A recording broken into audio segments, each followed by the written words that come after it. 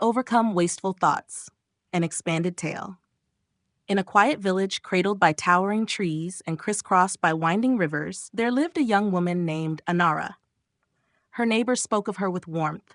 Such a gentle soul, they'd say, noting her kindness to animals, her patience with children, and her love for the earth.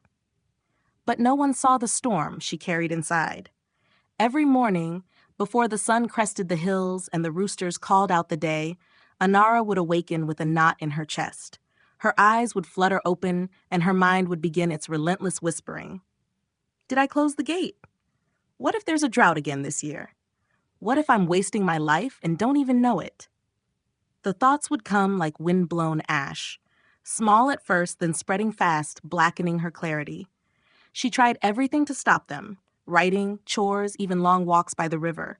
But the thoughts kept returning, uninvited guests in the quiet of her mind. One evening, her heart heavy, Anara made her way to the edge of the forest, where Marika, the elder of the village, lived in a thatched-roof cottage steeped in the scent of cedar and dried sage.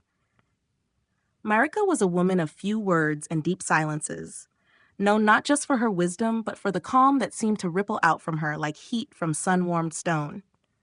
When Anara knocked, Marika opened the door as if she had been expecting her. Inside the cottage, time seemed to slow. Candles flickered against shelves of clay jars and tattered books. Herbs dangled from wooden beams, filling the air with the scent of lavender, rosemary, and smoke. "My mind won't leave me be," Anara confessed, her voice breaking like twigs underfoot. "It's full of thoughts that go nowhere, worries about things that never happen, regrets I can't change. I try to push them away, but they return, stronger." Marika poured 2 cups of chamomile tea, its steam curling like whispers into the air. She listened, nodding not with answers, but understanding. Then she said quietly, "Come, let's walk." They made their way into the forest, twilight painting gold on the edges of leaves. Marika led her to a clearing Anara had never seen before. A place where the trees bent just so, their branches forming a circle as if nature itself was holding its breath.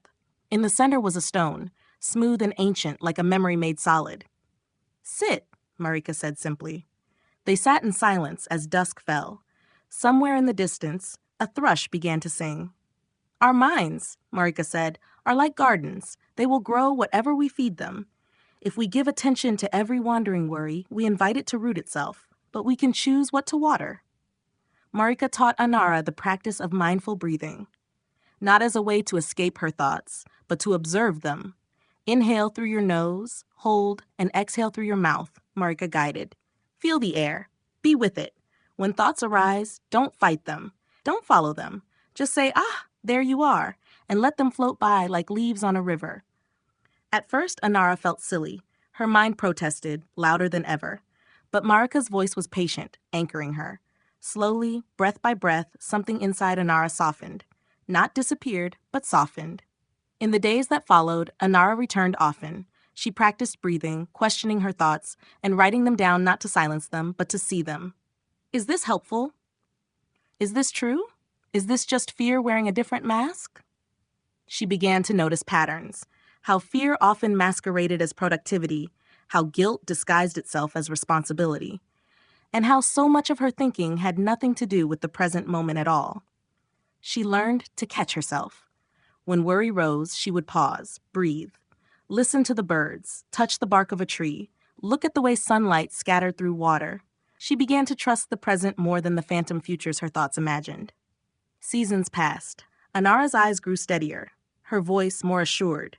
She wasn't without thoughts, none of us are, but she was no longer at their mercy. She had become the gardener of her own mind. Years later, when Marika's time came to return to the earth, it was Anara who took her place by the cottage. Villagers came not for potions or advice, but for her presence. Calm, grounded, clear. When asked how she did it, Anara would smile and say, "I breathe, I notice, and I choose which thoughts to plant."